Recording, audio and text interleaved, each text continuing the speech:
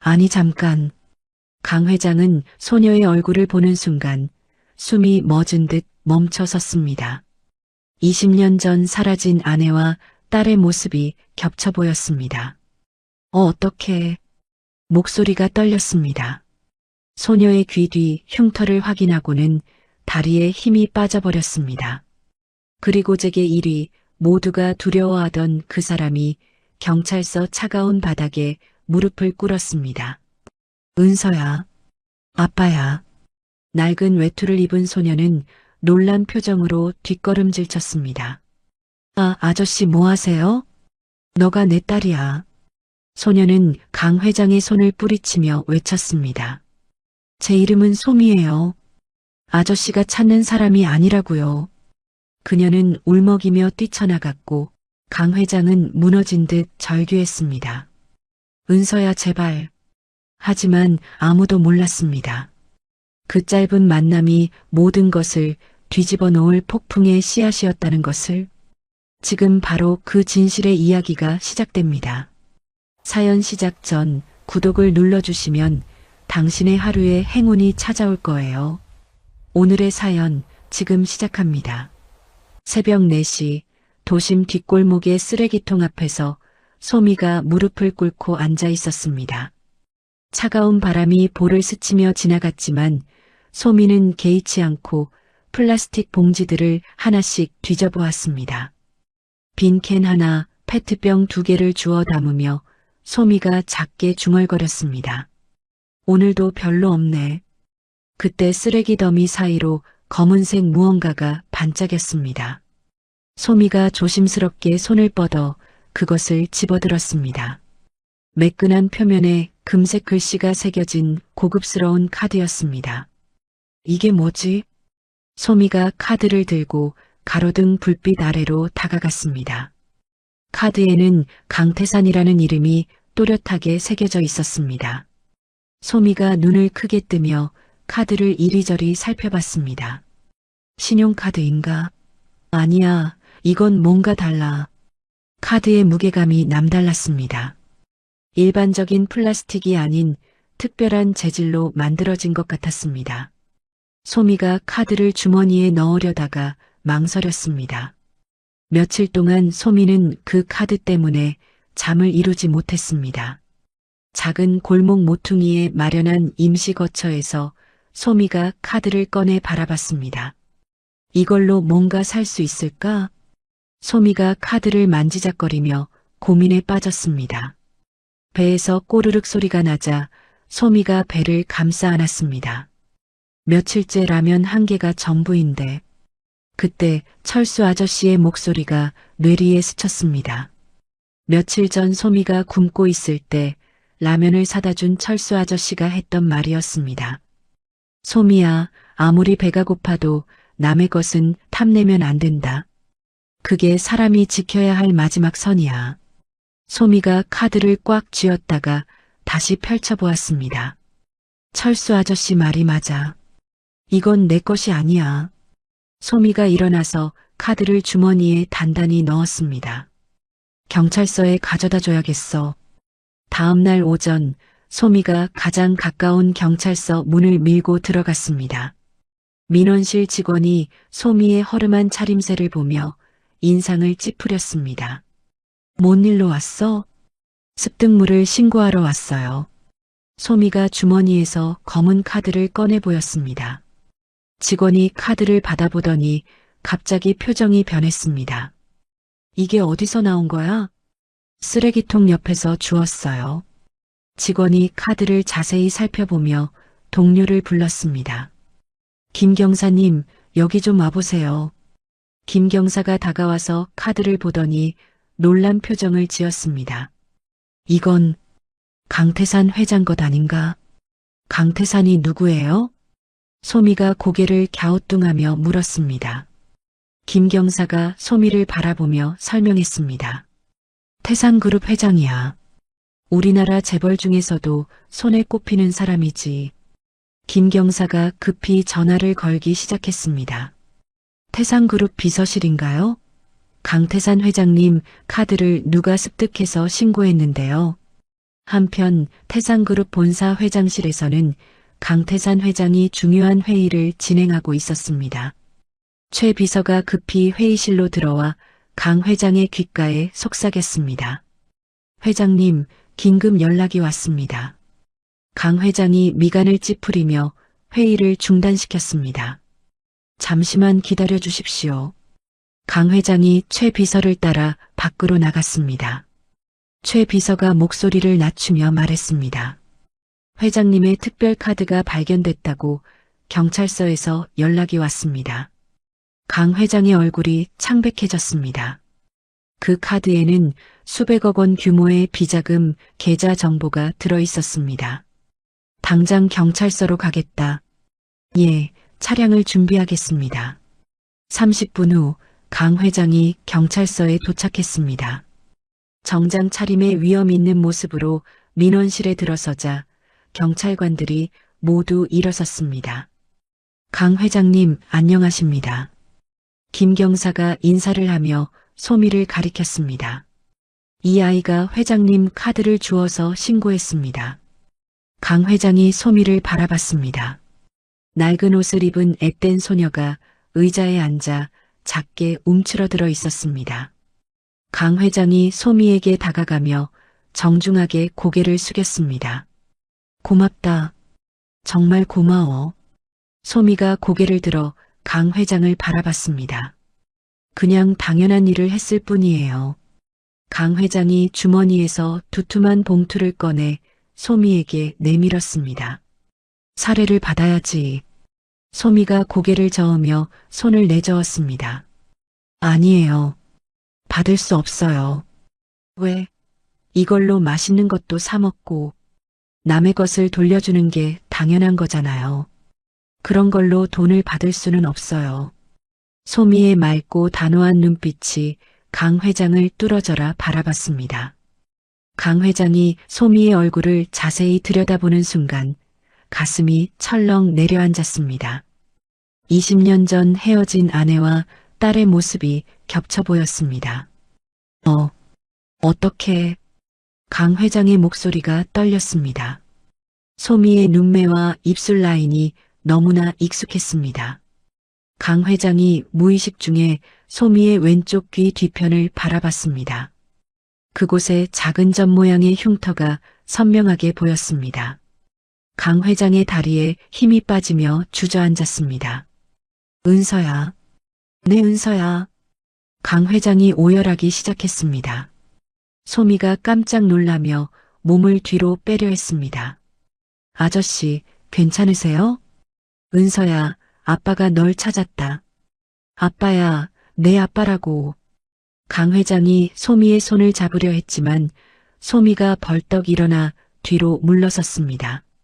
뭔 소리예요? 저는 은서가 아니에요. 아니야, 내가 내 딸이야. 이 흉터, 어린 시절 계단에서 떨어져서 생긴 흉터야. 소미가 겁에 질린 표정으로 고개를 저었습니다. 미친 사람이네. 저는 가야겠어요. 소미가 경찰서를 뛰쳐나갔습니다.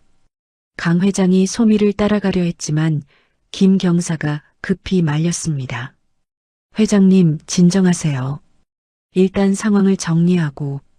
강 회장이 바닥에 주저앉은 채 소리쳤습니다. 내 딸이야. 내가 잃어버린 딸이라고. 경찰서 안이 술렁였습니다.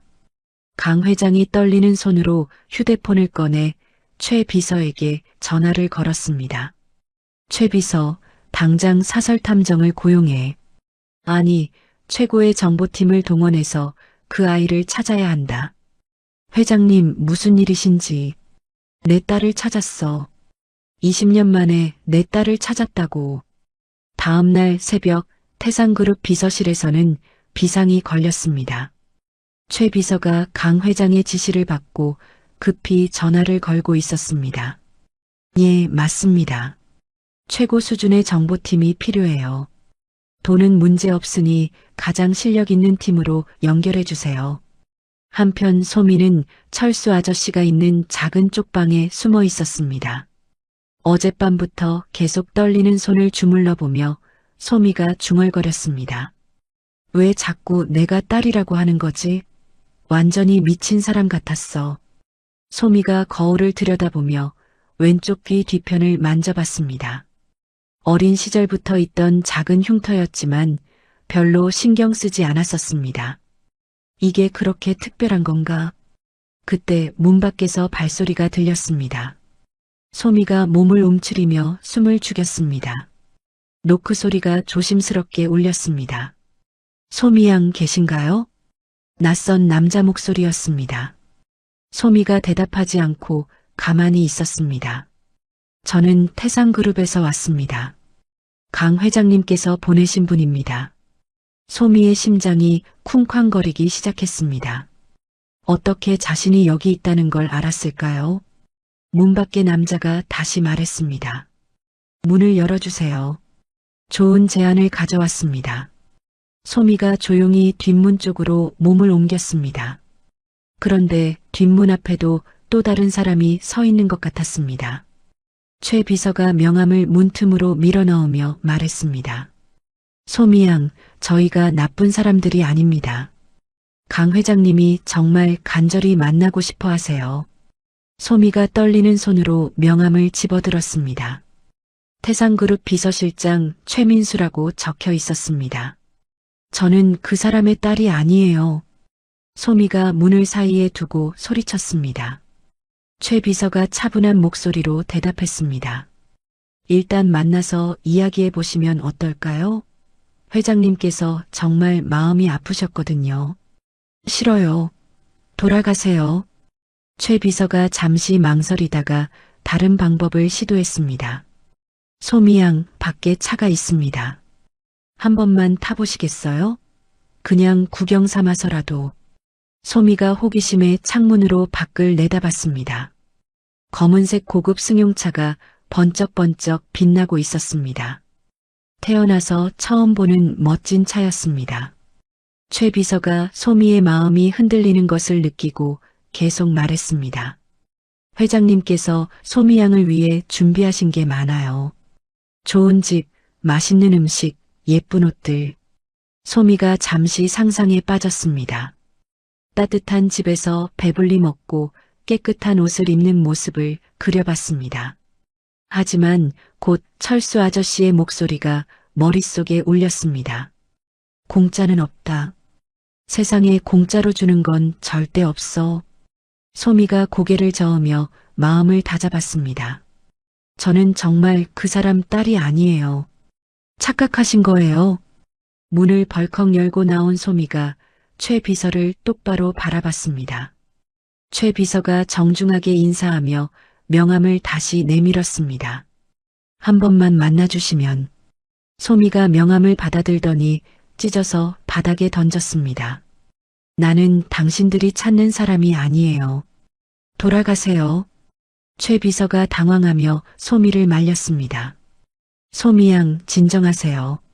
나는 소미가 맞지만 그 사람의 딸은 절대 아니에요. 소미가 뛰어가려는 순간 최 비서가 급히 소리쳤습니다. 잠깐만요. 회장님이 정말 아파하고 계세요. 소미가 돌아서며 화난 표정을 지었습니다. 그건 제 잘못이 아니에요. 착각을 하신 거라고요. 소미가 골목 저편으로 사라지자 최 비서가 한숨을 내쉬었습니다. 휴대폰을 꺼내 강 회장에게 전화를 걸었습니다. 회장님, 아이가 완강히 거부합니다. 그럼 어떻게 해야 하나? 내가 직접 가야겠어. 회장님, 그건 너무 위험합니다. 아이가 더 놀랄 수 있어요. 강 회장이 한참 생각하다가 말했습니다. 소미의 어머니에 대해 조사해봐. 혹시 윤지수라는 이름으로. 알겠습니다. 그날 저녁 태상그룹 정보팀이 조사 결과를 가져왔습니다. 최 비서가 강 회장에게 보고서를 건넸습니다. 회장님, 충격적인 소식입니다. 강 회장이 보고서를 펼쳐보며 물었습니다. 뭐가 그렇게 충격적이야? 윤지수 씨가 10년 전에 돌아가셨습니다. 강 회장의 손에서 보고서가 떨어졌습니다. 뭐라고? 지수가 죽었다고? 네, 가난과 질병으로 고생하시다가 강 회장이 의자에 주저앉으며 고개를 감쌌습니다. 내가 버린 거야. 지수와 은서를 모두 버렸어. 최 비서가 조심스럽게 말했습니다. 그래서 소미 양이 혼자 길거리에서 당장 지수가 살던 집 주소를 알아내. 내가 직접 가보겠어. 다음 날 새벽 강 회장이 허름한 달동네에 도착했습니다. 좁은 골목길을 따라 걸으며 강 회장이 중얼거렸습니다. 지수가 이런 곳에서 살았단 말인가? 낡은 집 앞에 도착한 강 회장이 문을 두드렸습니다. 현재 그 집에 사는 할머니가 문을 열었습니다. 누구세요? 죄송합니다. 혹시 윤지수라는 분을 아시나요? 할머니가 고개를 끄덕였습니다. 아, 지수 씨요. 가엾은 사람이었지. 딸 하나 데리고 얼마나 고생했는데. 딸은 어떻게 됐나요? 지수 씨 돌아가신 후에 어디로 갔는지 몰라요. 그때 겨우 10살 정도였을 텐데. 강 회장이 가슴을 쳤습니다. 그 딸이 지금 길거리에서 할머니가 안쪽에서 낡은 사진 한 장을 가져왔습니다. 이거라도 가져가세요. 지수 씨가 아끼던 사진이에요. 사진 속에는 어린 소미와 윤지수가 함께 웃고 있었습니다. 강 회장이 사진을 받아들며 눈물을 흘렸습니다. 은서야, 아빠가 미안해. 그날 밤 소미가 머물던 쪽방 앞에 검은색 승용차가 조용히 멈춰섰습니다. 강 회장이 차에서 내려 작은 의자를 펼쳐놓고 앉았습니다. 차가운 바람이 불어와도 강 회장은 꿈쩍하지 않았습니다. 다음 날 새벽 소미가 문을 살짝 열어보니 강 회장이 그대로 앉아 있었습니다. 소미가 깜짝 놀라며 문을 다시 닫았습니다. 왜 아직도 있는 거야? 1시간 후 소미가 다시 문을 열어봤지만 강 회장은 여전히 그 자리에 있었습니다. 그때 골목 저편에서 철수 아저씨가 나타났습니다. 철수 아저씨가 강 회장을 보더니 급히 다가갔습니다. 여기서 뭐 하는 거요? 강 회장이 고개를 들어 철수 아저씨를 바라봤습니다. 아, 안녕하세요. 저는 당신이 그 부자구나. 소미가 말한 그 사람. 철수 아저씨의 목소리에 차가운 기운이 흘렸습니다. 강 회장이 정중하게 인사하려 했지만 철수 아저씨가 손을 내저었습니다. 여기는 당신이 올 곳이 아니야. 저는 그냥 제 딸을. 딸, 웃기는 소리 하지 마. 철수 아저씨가 강 회장을 노려보며 성큼 다가섰습니다. 강 회장이 철수 아저씨의 얼굴을 자세히 보는 순간 깜짝 놀랐습니다. 설마, 김영우? 철수 아저씨도 놀란 표정을 지었습니다. 강태산, 이런 곳에서 다시 만나는군. 두 사람 사이에 묵직한 침묵이 흘렀습니다. 20년 전의 기억들이 두 사람의 머릿속을 스쳐갔습니다. 강 회장이 떨리는 목소리로 말했습니다. 영호야, 내가 여기서 뭘? 당신 때문에 모든 걸 잃었잖아. 재산도 명예도 가족까지. 철수 아저씨의 주먹이 떨렸습니다. 강 회장이 고개를 숙였습니다. 미안해. 정말 미안해. 미안하다고? 20년 만에 미안하다고 하면 끝나는 거야? 철수 아저씨가 강 회장의 멱살을 잡으려 하는 순간 소미가 뛰어나왔습니다. 아저씨, 뭐 하세요? 소미가 두 사람 사이를 막아섰습니다. 철수 아저씨가 소미를 보며 진정하려 노력했습니다. 소미야, 이 사람은 위험해. 가까이 가면 안 돼. 무슨 얘기예요? 아저씨가 왜 이러세요? 강 회장이 소미를 바라보며 말했습니다. 은서야, 이분과 나는 옛날에 내 이름은 소미라고 했잖아요. 소미가 화를 내며 강 회장을 노려봤습니다. 철수 아저씨가 소미의 어깨에 손을 올리며 말했습니다. 소미야, 이 사람이 누군지 알려줄게. 사람들을 이용해서 돈을 벌고 배신하는 사람이야.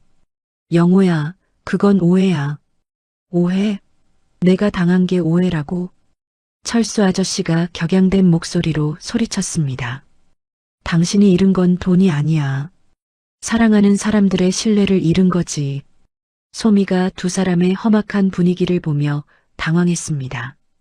도대체 무슨 일인지 설명해 주세요. 철수 아저씨가 깊은 숨을 쉬며 소미에게 말했습니다. 이 사람은 과거에 나쁜 짓을 많이 했어. 그래서 내 엄마도. 지수를 왜 끌어들여? 강 회장이 벌떡 일어서며 반박했습니다. 지수는 내가 지키지 못한 거야. 지키지 못한 게 아니라 버린 거잖아. 철수 아저씨의 말에 강 회장이 할 말을 잃었습니다.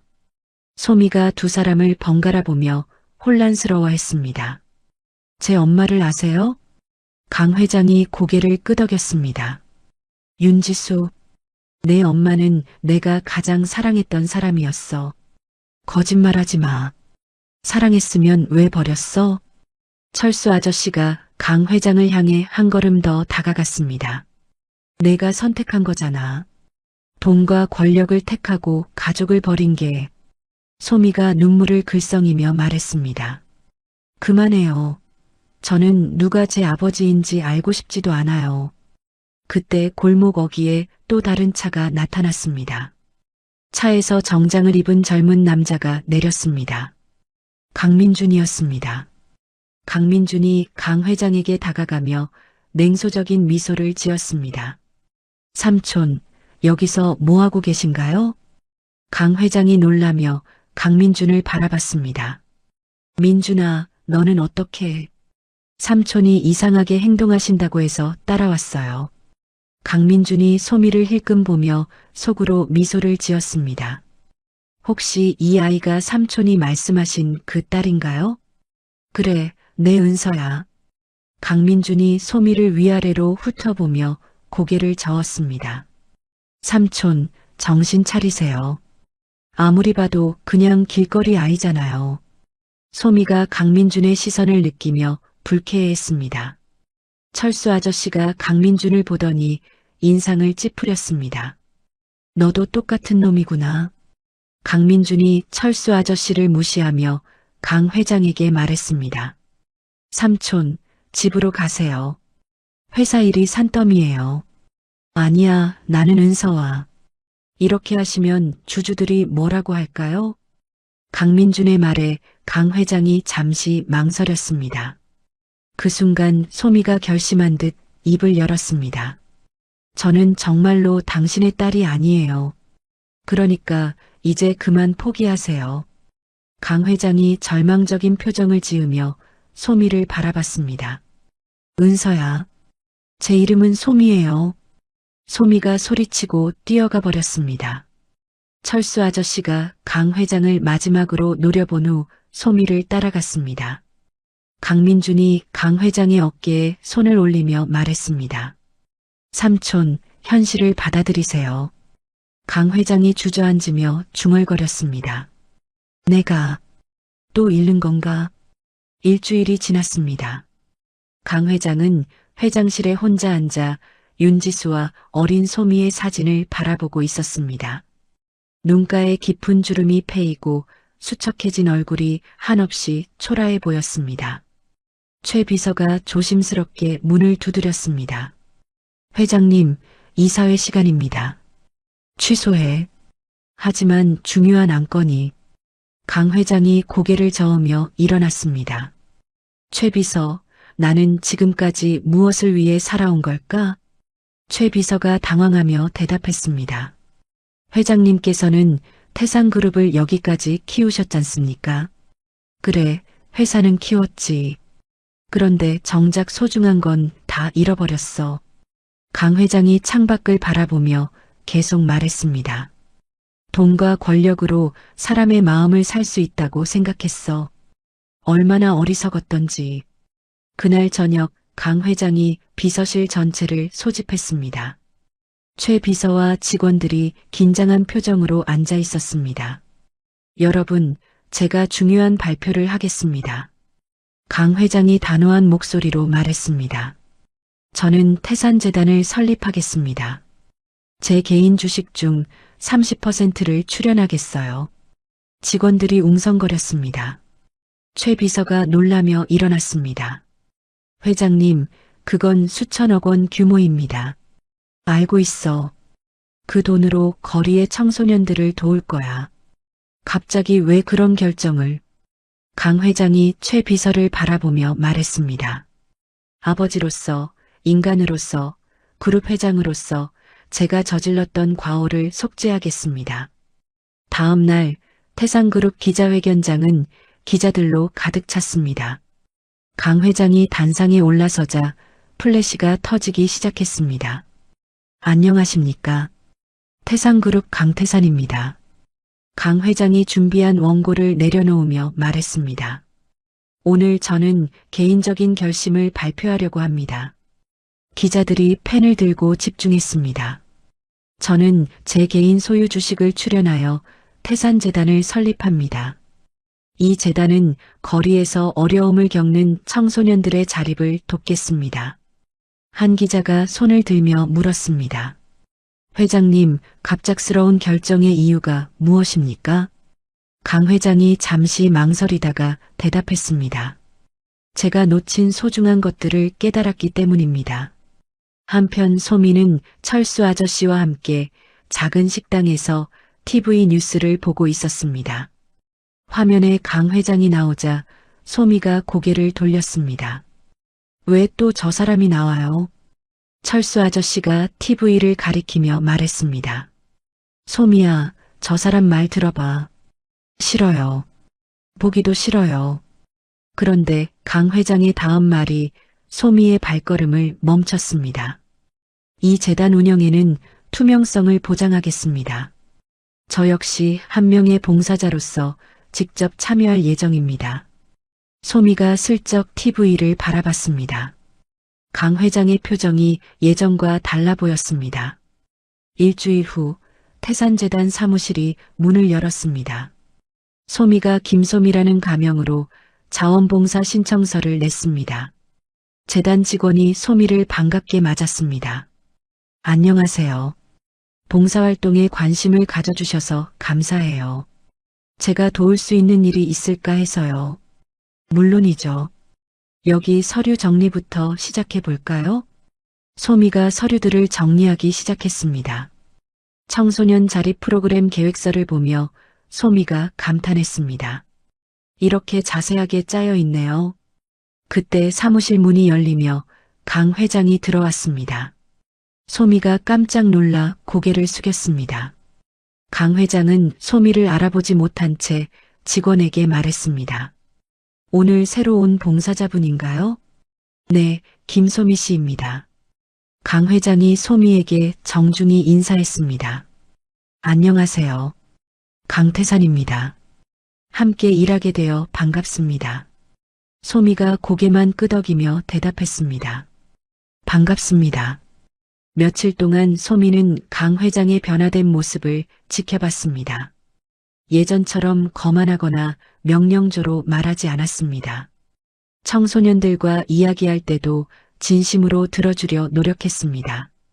어느 날 소미가 복잡한 재정 보고서를 정리하고 있었습니다. 다른 직원들이 어려워하던 업무를 소미가 척척 해내자 강 회장이 놀라며 다가왔습니다. 이 일을 혼자 다 하신 건가요? 네, 그렇게 어렵지 않았어요. 강 회장이 소미의 작업을 살펴보며 감탄했습니다. 정말 대단하네요. 이런 재능이 있으시다니. 소미가 부끄러워하며 대답했습니다. 그냥 숫자 계산을 좋아해서요. 혹시 경영학을 공부해 본 적이 있나요? 아니요. 그런 기회가 없었어요. 강 회장이 소미를 안쓰럽게 바라봤습니다. 소미에게서 딸 은서의 모습이 겹쳐 보였지만 확신할 수는 없었습니다. 그날 저녁 소미가 철수 아저씨에게 하루 있었던 일을 얘기했습니다. 아저씨, 그 사람이 정말 달라진 것 같아요. 철수 아저씨가 고개를 끄덕였습니다. 나도 소문을 들었어. 정말 진심으로 봉사하고 있다더군. 처음에는 가짜인 줄 알았는데. 소미야, 만약 그 사람이 진심으로 변했다면. 철수 아저씨가 말을 멈췄습니다. 만약에 말이야. 그 사람이 과거의 잘못을 뉘우치고 진심으로 바뀌었다면 너도 한 번쯤 기회를 줘봐도 좋을 것 같다. 소미가 놀라며 철수 아저씨를 바라봤습니다. 아저씨가 그런 말씀을 하시다니. 사람은 변할 수 있어. 그리고 무엇보다 내 행복이 중요하거든. 소미가 깊은 생각에 빠졌습니다. 강 회장의 진심 어린 모습들이 하나씩 떠올랐습니다. 며칠 후 소미가 용기를 내어 강 회장에게 다가갔습니다. 회장님, 말씀드릴 게 있어요. 강 회장이 반갑게 고개를 들었습니다. 무슨 말씀인가요? 소미가 떨리는 목소리로 말했습니다. 저는 소미가 아니라 은서예요. 강 회장이 펜을 떨어뜨리며 벌떡 일어났습니다. 뭐라고요? 아버지, 저예요, 은서. 강 회장이 소미를 끌어안으며 눈물을 흘렸습니다. 은서야, 정말 내가 맞구나. 소미도 강 회장의 품에서 펑펑 울었습니다. 아빠, 미안해요. 정말 미안해요.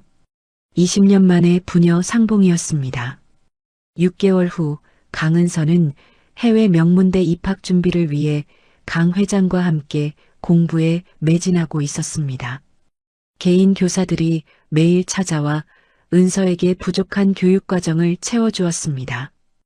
은서야, 오늘 수학시험 결과가 나왔어. 강 회장이 성적표를 들고 들어왔습니다. 은서가 긴장한 표정으로 아버지를 바라봤습니다. 어떻게 나왔어요?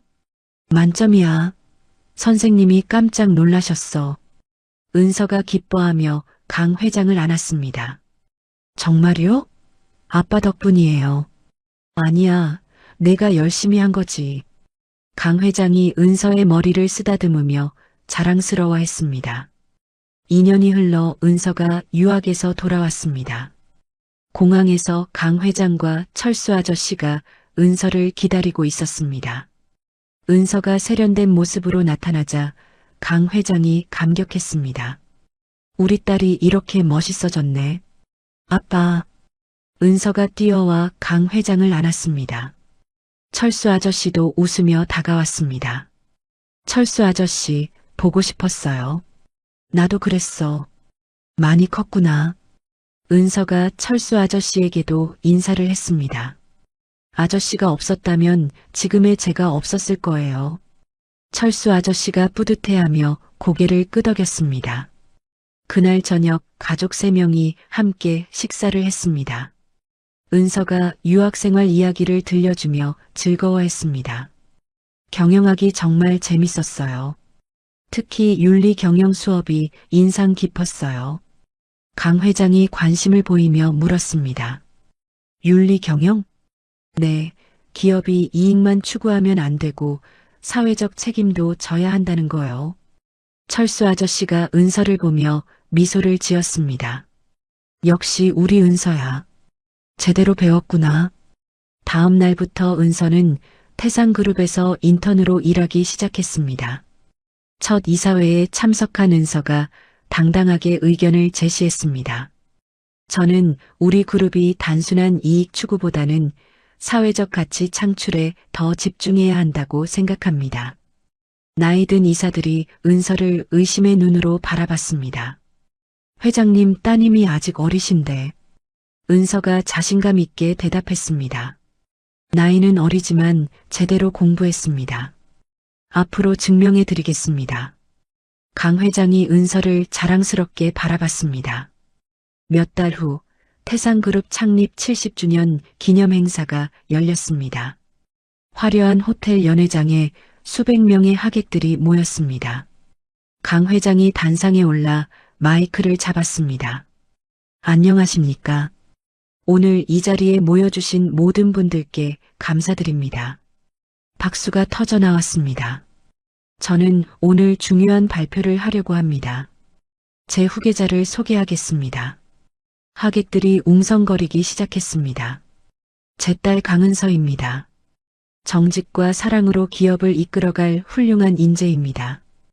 은서가 아름다운 드레스를 입고 단상에 올랐습니다. 플래시가 터지며 박수가 쏟아졌습니다. 안녕하십니까? 강은서입니다. 은서가 당당하게 마이크를 잡았습니다. 저는 앞으로 태상그룹이 인간의 존엄성을 최우선으로 하는 기업이 되도록 최선을 다하겠습니다. 또한 투명한 윤리 경영을 통해 사회에 도움이 되는 기업을 만들겠습니다. 은서의 연설에 하객들이 감동하며 뜨거운 박수를 보냈습니다. 강 회장이 은서를 바라보며 가슴 벅차했습니다. 연회가 끝난 후 강 회장과 은서, 철수 아저씨가 조용한 곳에서 이야기를 나눴습니다. 아빠, 정말 감사해요. 이런 기회를 주셔서. 강 회장이 은서의 손을 잡으며 말했습니다. 아니야, 내가 감사해. 너 같은 딸을 둬서. 철수 아저씨가 두 사람을 바라보며 흐뭇해했습니다. 이제 정말 가족이 됐구나. 철수 아저씨도 우리 가족이에요. 은서가 철수 아저씨의 팔을 잡으며 말했습니다. 세 사람이 서로를 안으며 따뜻한 시간을 보냈습니다.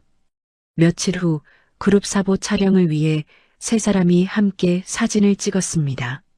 사진 속 강 회장은 과거와 달리 부드러운 미소를 짓고 있었습니다. 은서는 자신감에 찬 모습이었고 철수 아저씨는 만족스러운 표정이었습니다.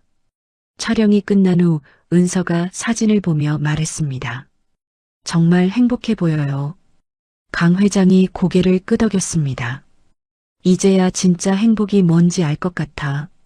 철수 아저씨가 두 사람을 바라보며 웃었습니다. 앞으로도 이런 날들이 계속되길 바라자. 태상그룹 직원들은 새로운 가족의 모습을 보며 희망을 품었습니다. 안정적인 경영과 따뜻한 리더십에 대한 기대가 커졌습니다. 은서가 강 회장과 철수 아저씨와 함께 재단 사무실을 둘러봤습니다. 이제 정말 새로운 시작이네요. 강 회장이 은서를 보며 자랑스럽게 말했습니다. 내가 있어서 가능한 일이야. 은서가 환한 미소를 지으며 대답했습니다. 우리 모두 함께 만들어가는 거예요. 세 사람의 마음속에는 밝은 미래에 대한 희망이 가득했습니다. 기념행사가 끝난 지 일주일 후 강 회장이 회장실에서 중요한 계약서를 검토하고 있었습니다. 갑자기 가슴이 찢어지는 듯한 통증이 밀려왔습니다. 으악! 강 회장이 책상을 붙잡으며 신음했습니다.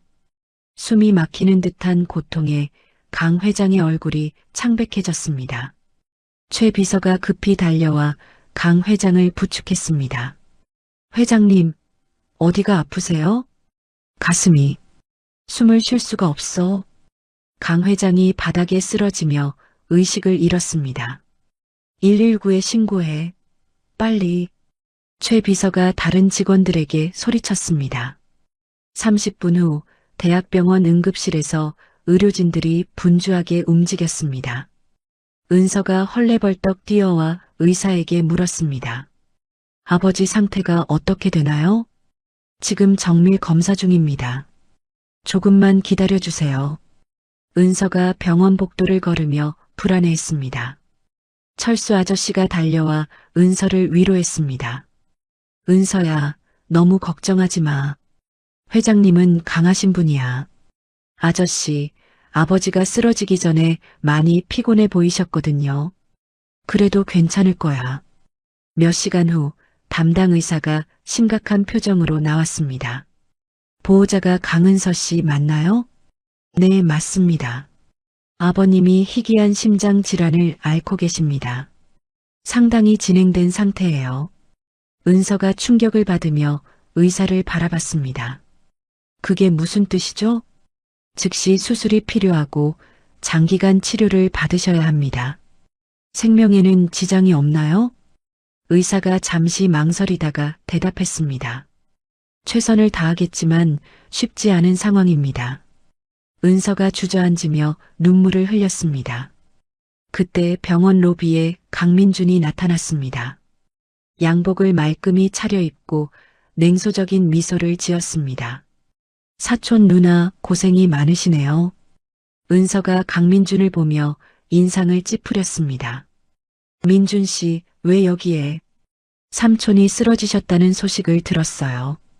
걱정이 되어서요. 강민준의 말투에서 진심이 느껴지지 않았습니다. 그런 마음이면 고맙지만, 누나, 혹시 삼촌 상태가 얼마나 심각한지 아세요? 강민준이 은서를 떠보듯 물었습니다. 의사 선생님이 수술이 필요하다고 하셨어요. 그럼 당분간 회사 일은 누가 맡죠? 은서가 강민준의 의도를 눈치채며 경계했습니다.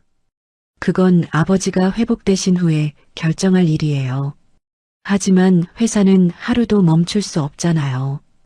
강민준이 한 걸음 더 가까이 다가왔습니다. 다음 날 강민준이 태산그룹 임시 이사회를 소집했습니다. 회의실에 모인 이사들이 수군거렸습니다. 갑작스럽게 이사회를 부르시는 이유가 뭔가요? 한 이사가 강민준에게 물었습니다. 삼촌의 건강 상태가 심각해서 긴급 대책이 필요합니다.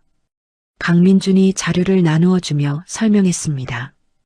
회장의 경영 능력에 문제가 생겼으니 새로운 체제가 필요해요. 그런데 후계자는 은서양이 아닌가요? 다른 이사가 의문을 제기했습니다. 강민준이 냉소적으로 웃으며 대답했습니다. 그게 바로 문제입니다. 은서양의 정당성에 의문이 있어요. 무슨 말씀이신가요? 삼촌이 정신적으로 불안정한 상태에서 내린 결정일 수 있다는 거죠. 이사들이 당황하며 서로를 바라봤습니다. 강민준이 계속해서 말했습니다. 더군다나 은서양의 친자 관계도 확실하지 않습니다. 하지만 이미 공식적으로 발표된 사항인데 법적으로 검증된 건 아니죠. 저는 이에 대한 무효 소송을 제기할 예정입니다. 이사들이 웅성거리기 시작했습니다. 그 시각 은서는 아버지의 병실을 지키고 있었습니다.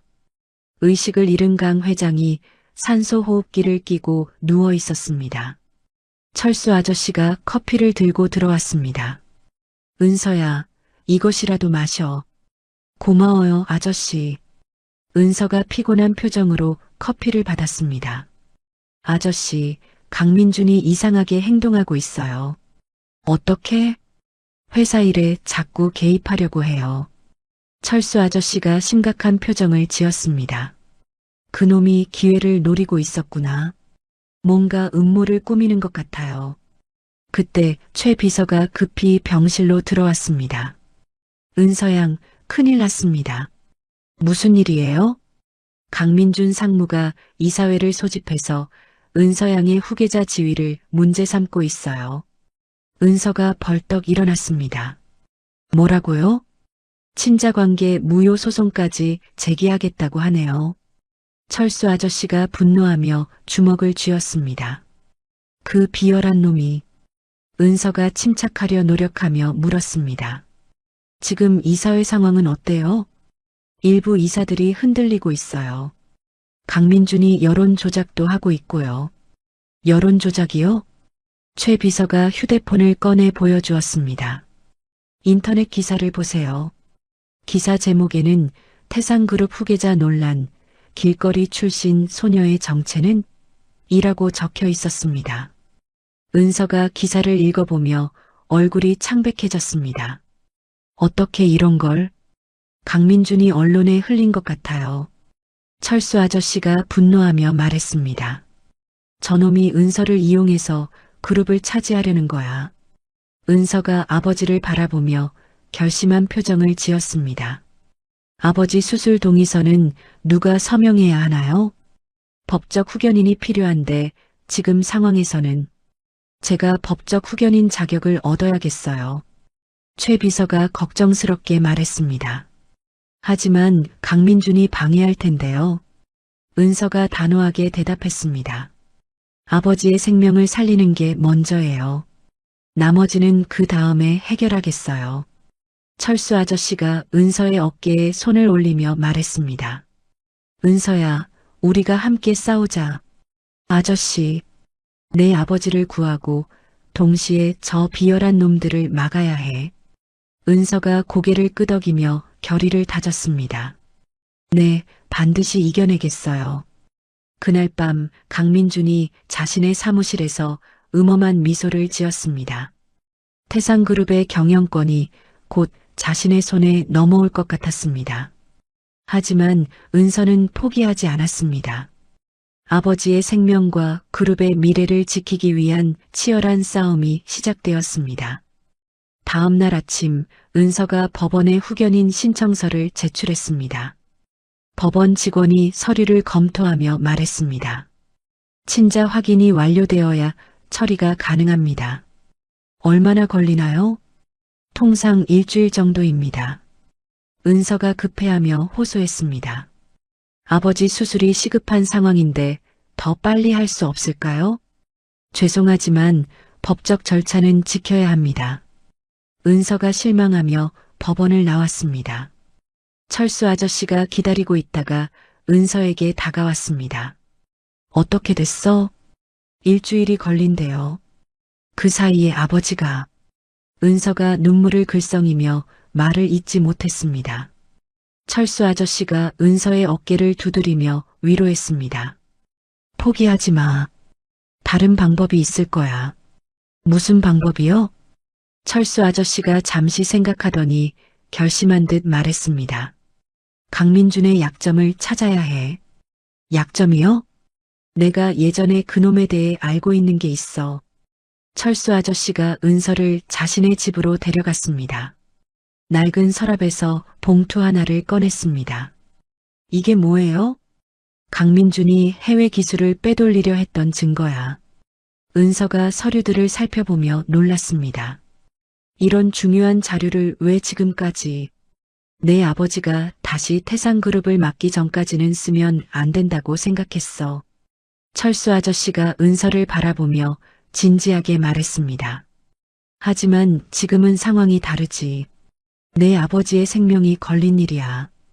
은서가 서류를 꽉 쥐며 고개를 끄덕였습니다. 고맙습니다, 아저씨. 이걸로 강민준을 막을 수 있을 거예요.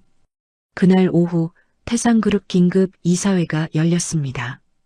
강민준이 의기양양하게 회의실에 들어왔습니다. 오늘은 그룹의 미래를 결정하는 중요한 날입니다. 이사들이 긴장한 표정으로 앉아 있었습니다. 그때 은서가 당당하게 회의실 문을 열고 들어왔습니다. 저도 참석하겠습니다. 강민준이 당황하며 은서를 바라봤습니다. 은서 양은 아직 정식 후계자가 아니잖아요.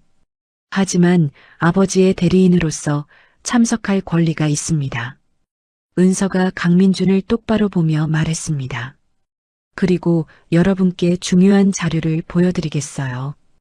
은서가 준비한 서류를 이사들에게 나누어 주었습니다. 이게 뭔가요? 한 이사가 서류를 보며 물었습니다. 강민준 상무가 3년 전에 해외 기업에 우리 기술을 유출하려 했던 증거입니다. 이사들이 웅성거리기 시작했습니다. 강민준이 얼굴이 새하얘지며 일어섰습니다. 그건 조작된 자료야. 조작이라고요? 은서가 차분하게 대답했습니다. 그럼 이 이메일들도 가짜라는 말인가요? 은서가 추가 자료를 보여주자 이사들이 술렁였습니다. 강민준이 당황하며 변명했습니다. 그건 오해야. 오해가 아니라 명백한 범죄 행위죠. 은서가 단호하게 말했습니다. 이런 사람이 그룹을 이끌 자격이 있을까요? 이사들이 강민준을 의심의 눈초리로 바라보기 시작했습니다. 강민준이 마지막으로 발악했습니다. 은서양이야말로 정체불명의 사람이잖아. 정체불명이라고요? 은서가 또 다른 서류를 꺼냈습니다. 이건 제 친자 확인서입니다. 법원에서 공식 인증받은 거예요. 이사들이 놀라며 서류를 확인했습니다. 언제 이런 걸 받으셨나요? 어젯밤에 긴급 처리로 받았습니다. 은서가 자신감 있게 설명했습니다. 강민준이 더 이상 할 말이 없어 주저앉았습니다. 이사회 투표 결과 강민준은 모든 직위에서 해임되었습니다. 은서는 아버지의 공식 후견인으로 인정받았습니다. 회의가 끝난 후 은서가 급히 병원으로 향했습니다. 의사가 수술 동의서를 내밀었습니다. 이제 수술을 진행할 수 있습니다. 은서가 떨리는 손으로 서명했습니다. 아버지, 꼭 돌아오세요. 5시간의 긴 수술이 끝났습니다.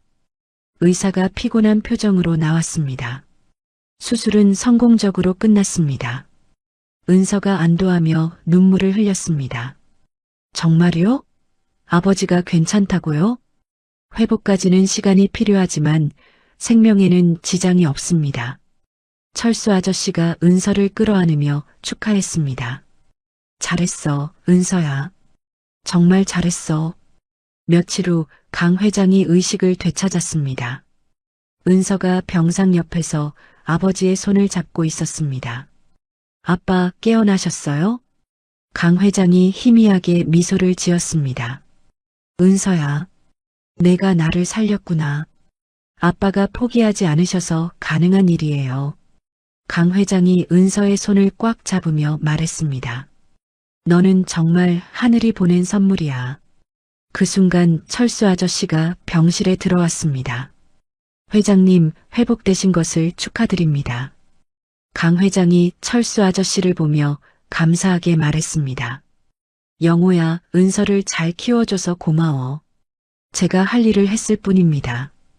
은서가 두 사람을 바라보며 말했습니다. 이제 우리 모두 함께 새로운 시작을 해요. 강 회장이 은서의 머리를 쓰다듬으며 자랑스럽게 말했습니다. 앞으로 그룹은 내가 이끌어가거라. 아버지와 함께 할게요. 은서의 위기 관리 능력은 그룹 전체에 깊은 인상을 남겼습니다. 직원들과 이사들 모두 은서의 리더십을 인정하게 되었습니다. 병실 창밖으로 따뜻한 햇살이 들어왔습니다. 가족 3명이 서로를 바라보며 미소를 지었습니다. 최대의 위기를 함께 극복하며 더욱 단단해진 유대감이었습니다. 6개월 후 태산그룹 회장실에서 승계식이 열렸습니다. 강 회장이 건강을 완전히 회복하고 은서에게 회장 직인을 전달했습니다. 은서야, 이제 태산그룹은 내 것이야. 은서가 정중하게 직인을 받으며 말했습니다. 아버지의 뜻을 이어받아 더욱 발전시키겠습니다. 참석한 임직원들이 뜨거운 박수를 보냈습니다. 철수 아저씨도 자랑스러운 표정으로 박수를 쳤습니다. 강 회장이 마이크를 잡고 마지막 인사를 했습니다. 저는 오늘부로 모든 경영 업무에서 물러납니다. 앞으로는 태산재단 이사장으로서 사회봉사에 전념하겠습니다. 은서가 새로운 회장으로서 첫 연설을 시작했습니다. 저는 아버지와는 다른 방식으로 회사를 이끌어가겠습니다. 따뜻하고 투명한 경영으로 직원 모두가 행복한 회사를 만들겠습니다. 직원들의 표정이 밝아졌습니다. 특히 어려운 환경에 있는 청년들을 위한 교육과 창업 지원을 대폭 확대하겠습니다. 은서의 첫 번째 정책 발표에 모든 사람들이 감동했습니다. 승계식이 끝난 후 강 회장과 철수 아저씨가 태산재단 사무실로 향했습니다. 두 사람이 나란히 걸으며 이야기를 나눴습니다. 영호야, 이제 정말 편안해졌어. 그러게 말이야. 은서가 있으니 걱정이 없지. 강 회장이 철수 아저씨를 바라보며 진심으로 말했습니다. 내가 은서를 잘 키워줘서 고마워. 나 혼자였으면 이런 딸로 키우지 못했을 거야. 무슨 말이야. 은서는 원래 착한 아이였어. 철수 아저씨가 겸손하게 대답했습니다. 재단 사무실에서 두 사람이 함께 업무를 보기 시작했습니다. 과거의 원한은 모두 사라지고 진정한 동반자가 되었습니다. 한편 은서는 새로운 회장으로서 바쁜 하루를 보내고 있었습니다. 윤리 경영 시스템 도입을 위한 회의가 연일 계속되었습니다. 직원들의 복지 향상 예산을 20% 늘리겠습니다. 은서의 발표에 인사팀장이 놀랐습니다. 회장님, 그렇게 하면 비용 부담이 상당할 텐데요. 직원들이 행복해야 회사도 발전합니다. 단기적 손실보다 장기적 이익을 생각해야죠. 은서의 확신에 찬 목소리에 모든 임원들이 고개를 끄덕였습니다. 몇 달이 지나자 태산그룹의 분위기가 완전히 바뀌었습니다.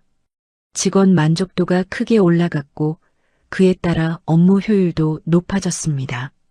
매출액도 지속적으로 증가하며 업계 최고 수준을 기록했습니다.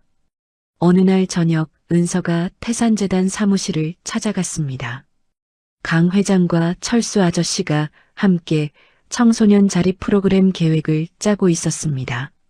아버지, 아저씨, 뭐 하세요? 은서야, 일 끝났어? 강 회장이 반갑게 딸을 맞았습니다. 네, 오늘도 정말 바빴어요. 은서가 두 사람 사이에 앉으며 계획서를 들여다봤습니다. 이번에 새로 짓는 자립센터 설계도네요. 응, 더 많은 아이들을 도울 수 있을 거야. 철수 아저씨가 자랑스럽게 설명했습니다. 정말 좋은 일이에요. 제가 그룹 차원에서도 더 지원해 드릴게요. 고마워, 은서야. 강 회장이 딸의 머리를 쓰다듬으며 말했습니다. 세 사람이 함께 소박한 저녁 식사를 했습니다. 김치찌개와 계란말이가 전부였지만 그 어느 때보다 행복했습니다. 이런 시간이 제일 좋아요. 은서가 웃으며 말했습니다. 그러게 돈 많고 권력 있을 때보다 지금이 훨씬 행복해. 강 회장도 진심으로 동감했습니다. 한편 강민주는 법의 심판을 받고 있었습니다. 하지만 강 회장은 그에게도 관용을 베풀었습니다. 선처를 호소하는 탄원서를 법원에 제출했습니다. 아무리 잘못했어도 가족이잖아. 기회는 줘야지. 강 회장의 넓은 마음에 은서와 철수 아저씨도 감동했습니다. 2년이 더 흘렀습니다. 은서가 이끄는 태산그룹은 윤리 경영의 대표 기업으로 인정받았습니다. 각종 사회 공헌 활동으로 국민들의 사랑도 받았습니다. 어느 날 은서가 태산재단이 운영하는 거리 청소년 자립센터를 방문했습니다. 새로 들어온 소녀 지은이가 홀로 앉아 있었습니다. 은서가 지은이에게 다가가 앉았습니다. 안녕, 나는 은서야. 안녕하세요. 지은이가 수줍게 인사했습니다. 여기 온 지 오래됐어? 아니에요. 어제 왔어요. 지은이의 모습이 과거 자신과 너무 닮아 있어 은서가 마음이 아팠습니다. 힘들었지? 네. 정말 힘들었어요. 지은이가 눈물을 글썽이며 대답했습니다. 은서가 주머니에서 특별한 카드 하나를 꺼냈습니다. 태산재단 프리미엄 후원 카드였습니다. 과거 자신이 주었던 블랙카드와 동일한 디자인으로 제작된 것이었습니다. 이걸 너에게 주고 싶어? 지은이가 신기한 듯 카드를 바라봤습니다. 이게 뭐예요? 이 카드는 세상과의 연결고리이자 새로운 삶의 희망이야. 은서가 따뜻한 미소를 지으며 말했습니다. 이 카드가 있으면 여기서 공부도 할 수 있고 기술도 배울 수 있어. 그리고 언젠가는 내가 원하는 삶을 살 수 있을 거야. 지은이가 카드를 소중히 받아들었습니다. 정말로 저도 행복해질 수 있을까요? 물론이지. 정직하게 살면서 포기하지 않으면 반드시 가능해. 은서가 지은이의 어깨를 다독여주며 격려했습니다. 그날 저녁 은서가 강 회장과 철수 아저씨에게 지은이 이야기를 들려주었습니다. 아마 제가 예전에 그랬던 것처럼 많이 무서워하고 있을 거예요. 그럼 우리가 더 잘 돌봐야겠네. 강 회장이 따뜻하게 말했습니다. 네, 저처럼 행복해질 수 있도록 도와드릴게요. 은서가 환한 미소를 지었습니다. 밤하늘에 별들이 반짝였습니다. 정직함이 가져다 준 기적 같은 이야기가 계속해서 이어질 것이었습니다. 사랑과 용서, 그리고 희망으로 가득한 새로운 내일을 향해서 말입니다. 한 장의 카드로 시작된 운명적인 만남이 결국 사랑과 용서, 그리고 희망의 아름다운 이야기로 완성되었습니다. 가난한 소녀 소미가 보여준 정직함은 단순히 카드를 돌려준 것에서 끝나지 않았습니다. 그 작은 선택이 한 사람의 인생을 바꾸고 나아가 거대한 기업과 수많은 사람들의 삶에 따뜻한 변화를 불러왔죠. 강태산 회장의 진정한 참회와 변화, 철수 아저씨의 용서와 포용, 그리고 은서의 성장과 리더십이 어우러져 만들어낸 감동적인 이야기였습니다. 무엇보다 이 이야기가 전하는 메시지는 분명합니다. 어떤 어려운 상황에서도 정직함을 잃지 않고 진심으로 뉘우치며 서로를 용서할 때 진정한 행복을 찾을 수 있다는 것 말이죠. 이야기를 끝까지 들어주신 분들 진심으로 감사드리고 잘 들었다고 댓글 하나만 남겨주세요. 진심을 담아 응원하겠습니다. 감사합니다.